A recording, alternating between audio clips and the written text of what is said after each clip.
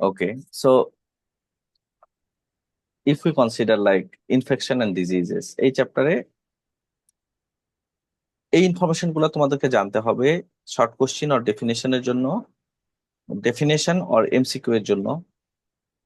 Similar গোস hair, এখানে একটা broad question আছে দেখো। আহ ওকে, রিজার্ভার, রিজার্ভারের অনেকগুলো ক্লাসিফিকেশন আছে। এটা একটা ডিটেলস কোশ্চিনের একটা পার্ট হতে পারে। তারপর মোডস অফ ট্রান্সমিশন, এটা একটা কোশ্চিন। ইমিউন সিস্টেম, ইমিউন সিস্টেমের মধ্যে দুইটা ইমিউন সিস্টেম আছে, অ্যাডাপটিভ আর তোমার humoral immunity, cellular immunity. Those two are part of adaptive immunity. আর একটা আছে হলো ইনেট ইমিউনিটি, এখানে আছে তাই না, এই যে innate immunity and adaptive immunity এই স্লাইডে আছে। তো ইনেট অ্যাডাপটিভ ইমিউনিটির মধ্যে ডিফারেন্স কি, সেগুলো ইম্পর্টেন্ট। প্লাস কোন কম্পোনেন্ট গুলো কোন ইমিউনিটিতে হেল্প করে বা কোন ইমিউনিটির পার্ট, সেটা ইম্পর্টেন্ট। কেমন, এগুলো পড়তে হবে। এখান থেকে ব্রড কোশ্চেন এবং শর্ট কোশ্চেন দুইটাই পসিবল। ডিফারেন্স গুলো খুব ভালো করে পড়বা।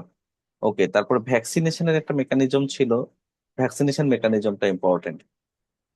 ঠিক আছে, ভ্যাকসিন কিভাবে কাজ করে, এই যে টিটিনাস টক্সয়েড ভ্যাকসিনের একটা এক্সাম্পল দেওয়া আছে। টক্সয়েড কি, টক্সিন কি, ডেফিনেশন গুলো পড়তে হবে। কেমন, তোমার Yes. এই যে অ্যান্টিজেন অ্যান্টিবডি কি, এগুলোর ডেফিনেশন গুলো পড়তে হবে।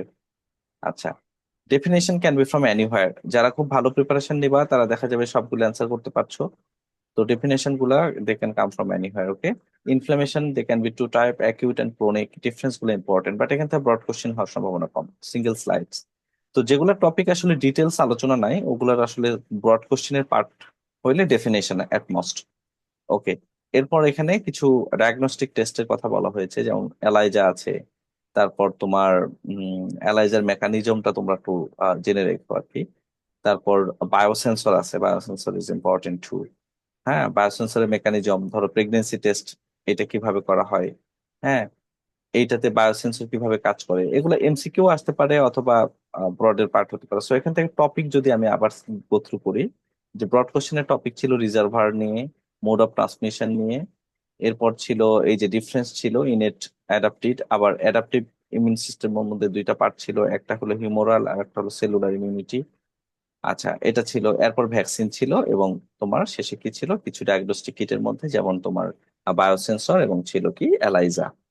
ঠিক আছে, তো এই এই টপিক গুলা তোমার এই চ্যাপ্টার থেকে ইম্পর্টেন্ট, এগুলো পড়বা।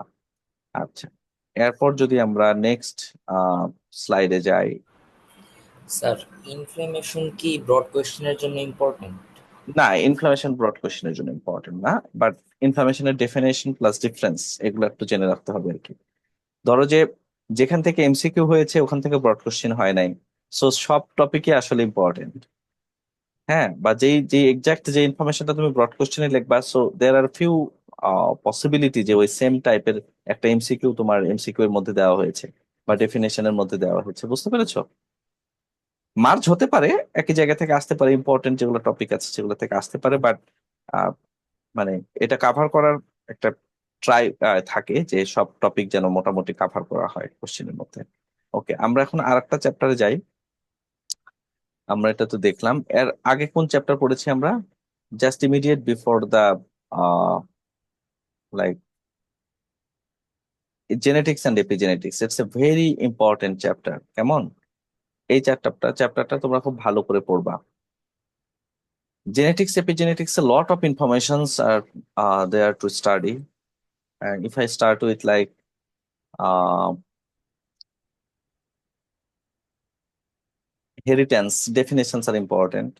Okay, genes, again, this is all about definitions. Alleles, chromosome, homologous chromosome, sister chromatid, এই যে টার্মগুলো তোমরা সেভারাল টাইমস ইউজ করা হয়েছে, অন্যগুলোতে ইউজ করা হয়েছে। ক্যারিওটাইপিং, হোয়াট ইজ ক্যারিওটাইপিং, কেমন, লোকাস, এই ডেফিনেশন গুলো ইম্পর্টেন্ট। আর এটা homozygous heterozygous I was talking about, dominant recessive allele, এইগুলা থেকে আসলে ব্রড কোশ্চেন হয় না, এগুলো থেকে ডেফিনেশনই হয়। কেমন, ওকে। দেন তোমার হলো দুইটা ক্রস ছিল তাই না, genotype phenotype, definition again, genotype ফিনোটাইপের ডিফারেন্স, এগুলো তোমরা ডিফারেন্স গুলো কোনোটা মিস দিবে না, ডিফারেন্স গুলো পড়বা। ওকে, গ্রেগর জোহান মেন্ডেলের সম্পর্কে ডিটেল জানতে হবে না, বাট গার্ডেন পি প্ল্যান্ট কেন ইম্পর্টেন্ট এটা জানতে হবে। কেমন, এটা ইম্পর্টেন্ট একটা কোশ্চেন। ওকে, দেন জেনারেশন বলতে কি বোঝায়, অফস্প্রিং, এটাও জানতে হবে। আচ্ছা, ব্রড কোশ্চেনের জন্য ইম্পর্টেন্ট টপিকের মধ্যে একটা আছে হলো যে মেন্ডেলস ল, দুইটা ল আছে, law of segregation and law of independent assortment. এবং দে মোনোহাইব্রিড ক্রস, মোনোহাইব্রিড ক্রসের জেনারেশন ওয়ান, এটা F1, অ্যান্ড এটা হলো F1, অ্যান্ড এটা হলো F2। তো F1 গুলা সাধারণত হোমোজাইগাস প্যারেন্টের মধ্যে হয়, মানে হোমোজাইগাস রিসেসিভ অ্যান্ড হোমোজাইগাস তোমার ডোমিনেন্ট, এই দুইটার মধ্যে ক্রস হয়। অ্যান্ড FT জেনারেশনে হলো এই হোমোজাইগাস রিসেসিভ আর ডোমিনেন্টের ক্রস থেকে যেটা আউটপুট পাওয়া যায় সেটার মধ্যে হয় হলো F2 নর্মালি। ওকে, বাট এটা কোনো রুলস না, মানে আহ, এইটা আর কি দেখানো হয় বোঝার জন্য। তো তোমাদের কোশ্চিনে এই F2 এভাবে আসতে পারে যে ধরো এটা এটা কি ফার্স্ট ল, তাই না? মোনোহাইব্রিড ক্রস F2 জেনারেশন তুমি এক্সপ্লেন করবা। সেক্ষেত্রে তুমি এক্সাম্পল ওখানে ফিচার বলেও দেওয়া থাকতে পারে, অথবা তুমি ইমাজিনারি, তুমি তোমার মতো করে ফিচার ইমাজিন করে তুমি লিখে ফেলবা। কেমন? তুমি ফ্লাওয়ারের কালার ধরলা, ধরে লিখে ফেলবা। বা ওখানে যদি মেনশন করা থাকে যে ফ্লাওয়ার কালার এই এই, এটা ডোমিনেন্ট অ্যালিল, এটা রিসেসিভ অ্যালিল, তখন এরকম ক্রসটা এঁকে ফিনোটাইপ এবং জিনোটাইপের রেশিও মেনশন করবা। এখানে যেমন সবগুলোর জিনোটাইপ একটাই, ফিনোটাইপও একটাই, তাই না? আচ্ছা, এখানে দেখো F2 অফ মোনোহাইব্রিড ক্রস, এই জিনোটাইপ এবং ফিনোটাইপ রেশিও গুলা খুব ইম্পর্টেন্ট, আমি বারবার করে বলছি, রেশিও গুলা খুব ইম্পর্টেন্ট, এবং এগুলা ডিটেলস কোশ্চেনের জন্য পারফেক্ট টপিক। এরপরে ছিল law of segregation. Law of segregation তার মানে ডাইহাইব্রিড ক্রস, এটাও খুব ইম্পর্টেন্ট একটা টপিক। ঠিক আছে, ডাইহাইব্রিড ক্রসের F1 জেনারেশনটা আসলে ইজি, এটা নর্মালি কোশ্চেনে মানে ওকে আসতে পারে, but F2 generation are more important. Okay, ratio গুলো কিন্তু খুব ইম্পর্টেন্ট। সো এই যে phenotype and genotype ratio in different crosses, monohybrid cross F1, monohybrid cross F2, dihybrid cross F1 and dihybrid cross F2, এগুলো ratio গুলা এবং এগুলো details জানতে হবে, কজ এগুলা ব্রড কোশ্চেনে আসতে পারে। ওকে, তারপরে এই যে first law and second law এর মধ্যে ডিফারেন্স, যেটা এই ডিফারেন্সটাও ইম্পর্টেন্ট। ওকে, তারপরে এই যে ডেফিনেশন গুলা, ইনকমপ্লিট ডোমিনেন্স, কমপ্লিট ডোমিনেন্স, কো ডোমিনেন্স, এই ডেফিনেশন গুলো তোমাদের ইম্পর্টেন্ট। এই চ্যাপ্টারটা আসলে খুব ইম্পর্টেন্ট। ওকে, আচ্ছা, এরপর আসলো এপিজেনেটিক্স। এপিজেনেটিক্স থেকে তোমাদের ডেফিনেশন আসতে পারে, এপিজেনেটিক্স কিভাবে কাজ করে। এই স্লাইড গুলা তোমরা একটু জেনে রেখো, ডেফিনেশন গুলো ইম্পর্টেন্ট এপিজেনেটিক্স এর। আর কি ফ্যাক্টর গুলা এপিজেনেটিক্স কে এফেক্ট করছে, এটা ধরো যে 1 or 2 নাম্বারের জন্য ধরো চলে আসতে পারে যে কি ফ্যাক্টর গুলা। তুমি জেনেটিক্স লিখে হয়তো ওয়ান সেন্টেন্সে জেনেটিক্স কিভাবে ইম্প্যাক্ট ফেলে সেটা লিখলা, এনভায়রনমেন্ট কিভাবে ইম্প্যাক্ট ফেলে, অথবা জাস্ট এই পয়েন্ট গুলো মেনশন করে দিলা যদি 1 নাম্বার থাকে।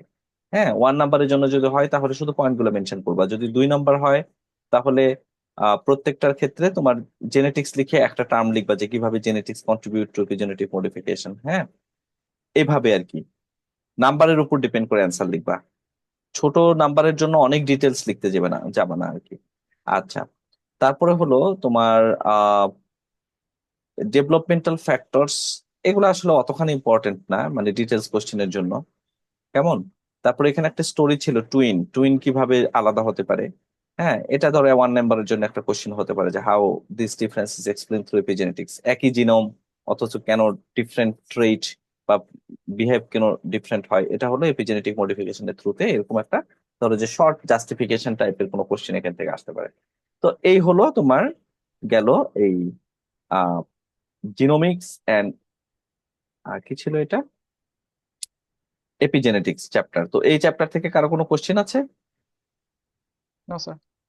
ওকে, ইজি চ্যাপ্টার, হ্যাঁ, তোমাদের রিকলও হয়ে যাচ্ছে প্রত্যেকটা টপিক, আমারও ভালো লাগতেছে দেখে।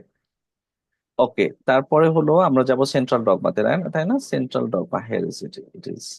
ওকে, central dogma another important chapter. কেমন? সেন্ট্রাল ডগমাটা খুব ভালো করে পড়বা।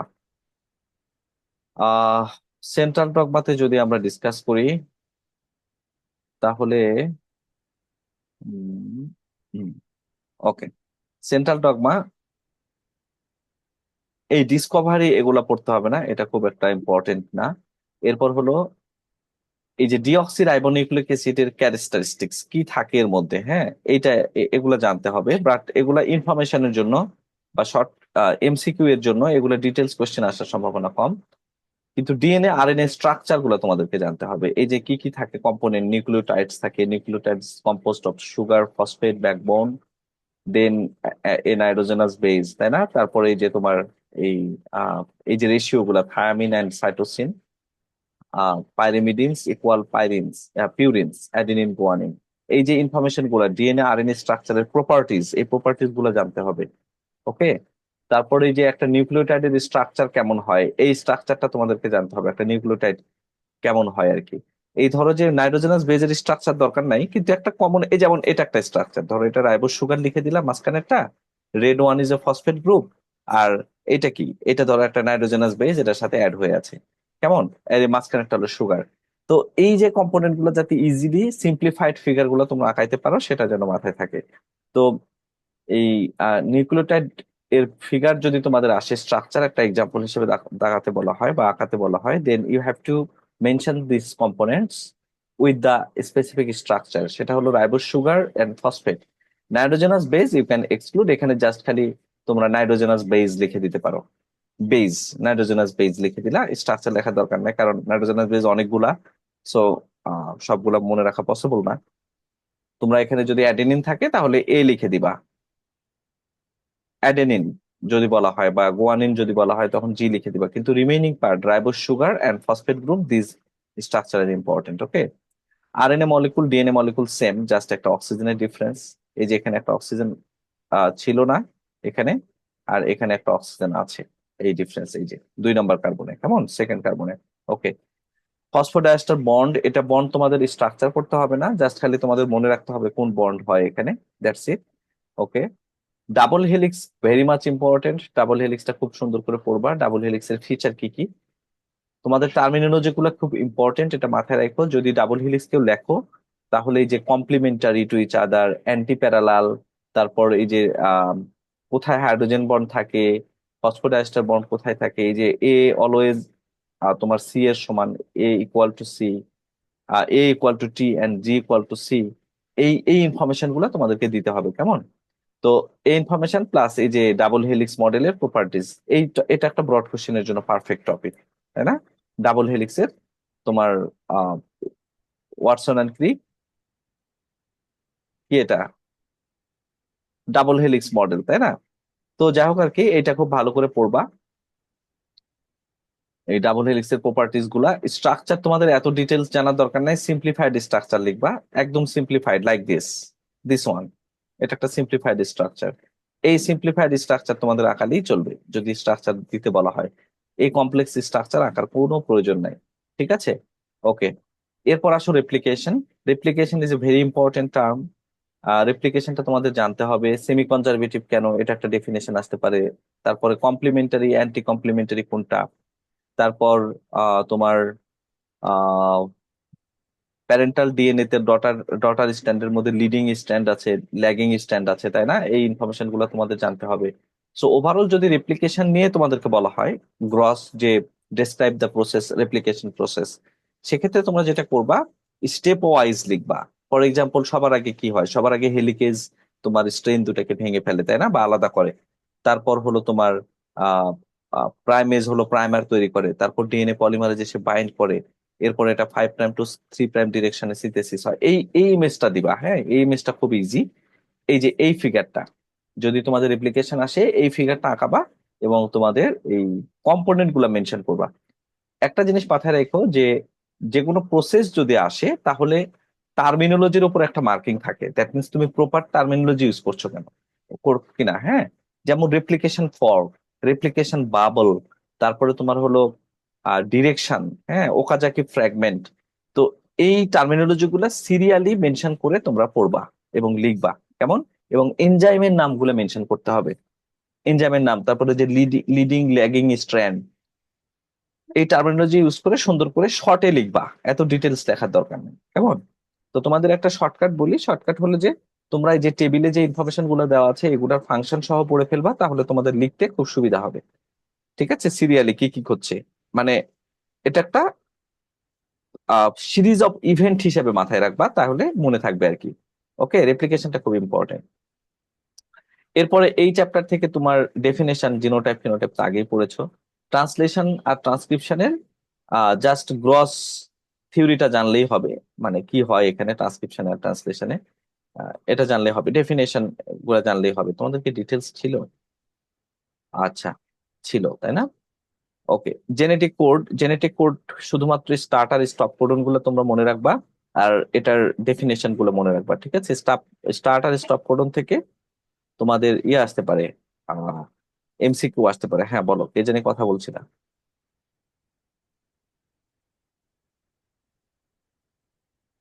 ওয়াজ talking? No one? Okay. No, sir. Okay, then transcription. হ্যাঁ, ট্রান্সক্রিপশন এটা, এই যে এই ট্রান্সক্রিপশনটা তোমাদের অ্যানাদার ইম্পর্টেন্ট টপিক। সেক্ষেত্রে ট্রান্সক্রিপশনের তিনটা স্টেপ থাকে: ইনিশিয়েশন, ইলংগেশন এবং টার্মিনেশন। এটা তোমাদের ডিটেলস দিতে হবে না, বাট এই স্টেপ গুলো মেনশন করবা, ঠিক আছে? তো আর এখানে কি কি থাকে সেটাও মেনশন করবা, সেম ওই যে রিপ্লিকেশন পড়ার মতো। হ্যাঁ, কি কি কম্পোনেন্ট থাকে, এই যে তোমাদের তো একটা কুইজে তো এই ইমেজটা আসছিল, এই ইমেজটা খুব ইম্পর্টেন্ট। পার্টিকুলারলি তোমরা যদি ট্রান্সক্রিপশন লেখো তাহলে এই যে সিম্পলিফাইড ইমেজটা মনে রাখবা, কোনটা কোডিং স্ট্র্যান্ড, কোনটা টেমপ্লেট স্ট্র্যান্ড। হ্যাঁ, মাঝখানের সিকোয়েন্স তো তুমি তোমার মনের মতো করে দিবা, সমস্যা নাই। এবং এখানে কি কি এনজাইম কাজ করে, এই যে মেসেঞ্জার এমআরএনএ লাগে, টিআরএনএ লাগে, অ্যান্টিকোডন থাকে, তাই না? রাইবোজোম লাগে, অ্যামিনো অ্যাসিড লাগে। তো এই এই জিনিসগুলা তোমাদের কম্পোনেন্ট গুলা জানতে হবে। ওকে, তাহলে এই যে এটা তোমাদের এত ইম্পর্টেন্ট না, এই স্লাইডটা সামারি স্লাইড, এটা এত ইম্পর্টেন্ট না, কেমন? আর আছে হলো ট্রান্সলেশন। ট্রান্সলেশন নাই? আচ্ছা, ট্রান্সলেশনই তো এটা ছিল। ট্রান্সলেশন, এটা ছিল ট্রান্সক্রিপশন। ওকে, তাহলে ট্রান্সলেশনের কম্পোনেন্ট হলো এগুলা, আর ট্রান্সক্রিপশনের কম্পোনেন্ট হলো এগুলা, ঠিক আছে? আরএনএ পলিমারেজ অবশ্যই এনজাইমের নামগুলো মেনশন করবো, আমি বারবার বলছি, কেমন? ওকে, লাস্ট আসলো মিউটেশন। মিউটেশনের এখান থেকে তোমাদেরকে ডেফিনেশন গুলো খুব সুন্দর করে পড়তে হবে, যে silent mutation, missense, nonsense, insertion, deletion হলে কি হয়। হ্যাঁ, এগুলো জানতে হবে। মিউটাজেনও এখানে ডেফিনেশন পড়বা। মিউটাজেনের আহ ধরো এখান থেকে 1 or 2 নাম্বারের কোশ্চিন একটা ব্রড কোশ্চিনের মাঝখানে চলে আসতে পারে, লাইক এরকম। হ্যাঁ, মিউটাজেন একটা ভালো চ্যাপ্টার টপিক, বাট এটা ধরো যে 1 নাম্বারের বেশি এখানে থাকবে না, থাকলেও। কেমন? মিউটাজেন কাকে বলে, ডেফিনেশনটাই মূলত আসলে ইম্পর্টেন্ট। এবং মিউটাজেন হয় 3 টাইপসের: physical mutation mutagen, chemical mutagen and biological mutagen. তো এগুলো থেকে আবার এমসিকিউ আসতে পারে যে হুইচ ওয়ান ইজ ধরো ফিজিক্যাল মিউটাজেন, লাইক দ্যাট, কেমন? তো এই ছিল তোমাদের সেন্ট্রাল ডগমা নিয়ে আলোচনা। Okay, let's go to next topic, that is about cell division, I think, right? Cell division, cell division, yes. Cell division, this is another important chapter. ধরো এই important chapter গুলো থেকে একটা ফুল সেট কোশ্চেন আসতে পারে, অথবা এর সাথে ধরো যে আরেকটা অংশের, আরেকটা চ্যাপ্টারে অল্প একটা অংশ থেকে পুরাটাই ধরো একটা জায়গাতে, এই জায়গা থেকে কোশ্চেন চলে আসতে পারে। এগুলো বিগ চ্যাপ্টার্স। ওকে, এগুলো খুব ভালো করে পড়বা। ওকে, সেল ডিভিশন, এই যে এগুলোর ডেফিনেশন ছাড়া তেমন কিছু আর লাগবে না। এই যে তোমরা এই যে সেল গ্রোথ, সেলের ফেজ গুলো মনে রেখো, যে কয়টা ফেজ থাকে। ইন্টারফেস কয়টা? ইন্টারফেস কিন্তু দুইটা, G1 G2। তিনটা, sorry, 3 ইন্টারফেজেস: G1, G2 and S phase, তাই না? G1 থাকে হলো তোমার মাইটোসিস অর সাইটোকাইনেসিস এর পরে এবং ডিএনএ সিনথেসিস এর মাঝখানে। আর G2 থাকে হলো ডিএনএ সিনথেসিস থেকে মাইটোসিস এর মাঝখানে, কেমন? আর ইন্টারফেজ এস হলো ডিএনএ সিনথেসিস এর জন্য যে টাইমটা, সেটা ইন্টারফেজ এস। ওকে, তো এইগুলা একদম সুন্দর ইনফরমেশন, ভালো করে বুঝে পড়বা। ওকে, এরপরে দেখো, এই ইনফরমেশন গুলো এমসিকিউ এর জন্য ইম্পর্টেন্ট। তোমাদের সেল ডিভিশনের প্রসেসটা খুব ভালো করে পড়বা। তোমাদের হয়তো পুরা সেল ডিভিশনের পুরো প্রসেসটা আসবে না একসাথে, যে তোমরা মাইটোসিস, মিওসিস বা মাইটোসিসের 4 স্টেপস একসাথে লেখো, এরকম আসবে না। হয়তো 2 একটা স্টেপ মেনশন করা থাকতে পারে, যে প্রোফেজ এবং মেটাফেজে কি হয়, বা শুধু মেটাফেজে কি হয় তুমি লেখো। হ্যাঁ, অ্যানাফেজ, টেলোফেজ বা অ্যানাফেজে কি হয় তুমি লেখো। সো তোমরা পড়ার সময় কি করবা, এটার স্টার্ট পয়েন্ট আর ইন পয়েন্টটা সবসময় মাথায় রাখবা, যে একটা স্টেজ শুরু হয় কি দিয়ে, শেষ হয় কি দিয়ে। হ্যাঁ, ইভেন্ট গুলা খুব ইম্পর্টেন্ট। যেমন ধরো প্রোফেজটা শুরু হয় তোমার ডিএনএ কনডেনসেশন দিয়ে, শুরু হয় হলো তোমার প্রোফেজ। হ্যাঁ, ডিএনএ আস্তে আস্তে কি ওয়াটার ওয়াটার রিলিজ করে, সরি ওয়াটার অ্যাবজর্ব করে, এটা কি হয়, আহ ওয়াটার অ্যাবজর্ব না, ওয়াটার রিলিজ করে এটা কনডেন্সড হয় মোট, তাই না? তারপরে শেষে কি হয়, স্পিন্ডল স্পিন্ডল ফর্ম করে লাস্টের দিকে, যে স্পিন্ডল ফর্ম করে এবং নিউক্লিয়ার ইনভলভটা ব্রেক ব্রেক হয়ে যায়। এটা হলো প্রোফেজের ধরো যে ইন্ড সাইন, হ্যাঁ, যে স্পিন্ডল মাইক্রোটিউবুল এটা তৈরি হয়ে তোমার আহ, কি করবে, অ্যাটাচ টু সিস্টার ক্রোমাটিডের সাথে অ্যাটাচ হবে। এটা হলো লাস্ট স্টেজ প্রোফেজের। তাহলে মেটাফেজের স্টার্ট হয় হলো মাঝখানে লাইন আপ হবে এটা দিয়ে, এবং শেষ হয় যে এটা ক্রোমোজোমটা সবচেয়ে বেশি কনডেন্সড হবে। কেমন? অ্যানাফেজের শুরু হয় হলো মুভমেন্ট দিয়ে, এটা স্প্লিট হয়ে যে দুই দিকে চলে যেতে শুরু করবে, start to move to opposite poles. এটা হলো তোমার অ্যানাফেজের স্টার্ট। আর ইনটা কি? ইন্ড হলো যে এরা দুই মাথায় চলে যাবে, ঠিক আছে, দুই মাথায় পৌঁছায় যাবে। সুতরাং দুইটা কমপ্লিট সেট অফ ক্রোমোজোম হবে দুই দুই মেরুতে, দুই পোলে, এবং মাঝখানে সাইটোকাইনেসিস হওয়া শুরু হবে। ওকে, এটা ছিল অ্যানাফেজ। আর টেলোফেজে কি হয়, আবার এখানে নিউক্লিয়ার মেমব্রেন তৈরি হবে, তোমার ক্রোমোজোম গুলো আস্তে আস্তে আবার ডিকন্ডেনসেশন থ্রুতে আস্তে আস্তে লম্বা হতে শুরু করবে, এবং মাঝখানে সাইটোপ্লাজম গুলো আস্তে আস্তে ভিতরে এসে সাইটোকাইনেসিস শুরু হবে। এটা হলো টেলোফেজ। তো তোমাদের জন্য টিপস হলো যে প্রত্যেকটা ফেজের স্টার্ট পয়েন্ট আর ইন পয়েন্টটা মাথায় রাখবা, যাতে তোমরা প্রপারলি লিখতে পারো, আদারওয়াইজ এটা কনফিউজড হয়ে যেতে হয়। সো মাইটোসিস এন্ড মিওসিস দুইটাই খুব ইম্পর্টেন্ট। সাইটোকাইনেসিস তোমাদেরকে পড়িয়েছিলাম। সাইটোকাইনেসিসে তোমার আহ, এই যে সাইটোকাইনেসিসের দুইটা স্টেপ আছে, ডিফারেন্স আছে। প্ল্যান্ট সেলে হলো মাঝখানে ব্যারিয়ার তৈরি হয়, আর অ্যানিমাল সেলে দুই পাশ থেকে প্লাজমা মেমব্রেন ইনসাইড এসে একটা ক্লিভেজ জেনারেট করে এবং মাঝখান থেকে স্প্লিট হয়ে যায়। কেমন? অ্যানিমাল সেলে। সো আর প্ল্যান্ট সেলে মাঝখানে ব্যারিয়ার তৈরি হয়। তো এই যে ডিফারেন্সটা, এই ডিফারেন্স গুলো ইম্পর্টেন্ট।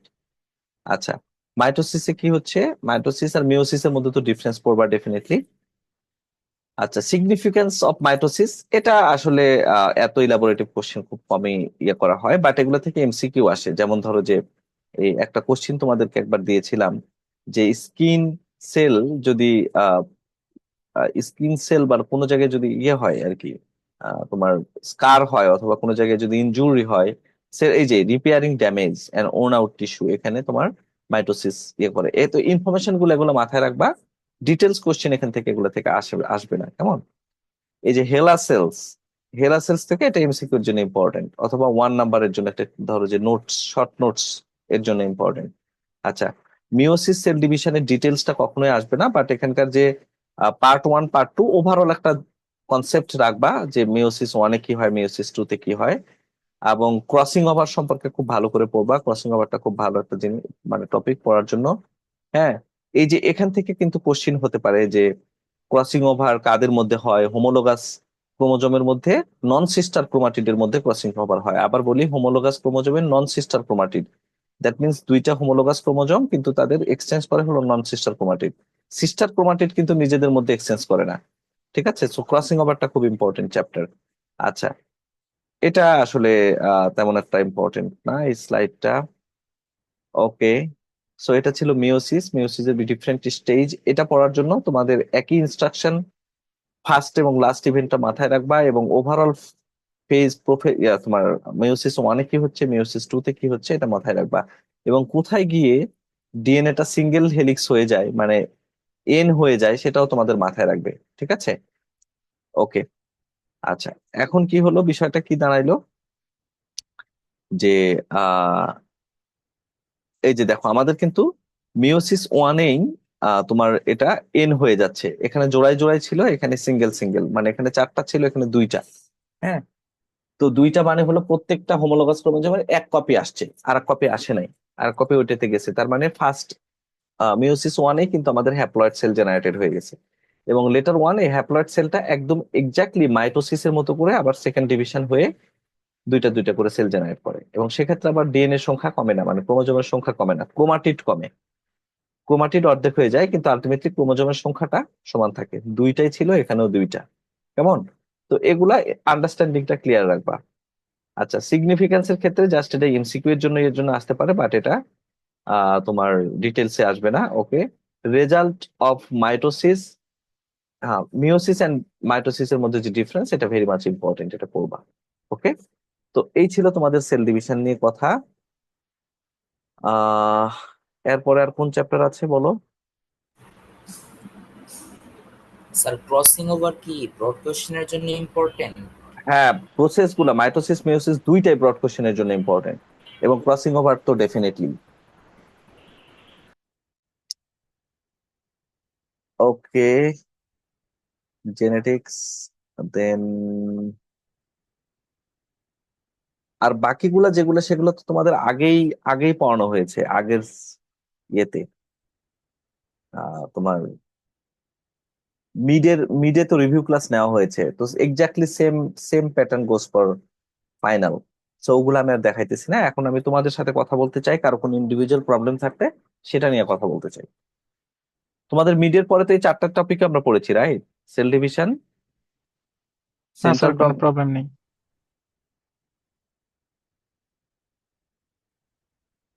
ওকে, আচ্ছা। শোভন বলেছে তার কোনো প্রবলেম নাই, বাট তোমাদের মধ্যে যদি কোনো টপিক নিয়ে কোনো কনফিউশন থাকে কোনো চ্যাপ্টার নিয়ে, then you can ask question.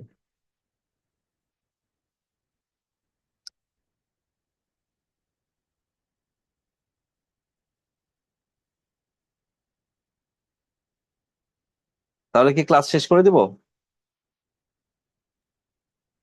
G sir, রেকর্ডিংটা দিয়ে দিয়েন। ওকে,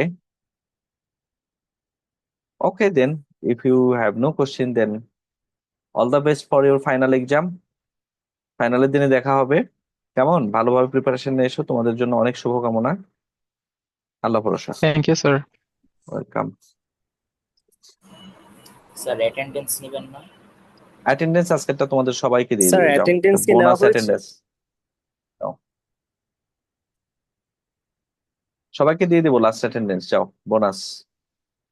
থ্যাংক ইউ স্যার। ওয়েলকাম।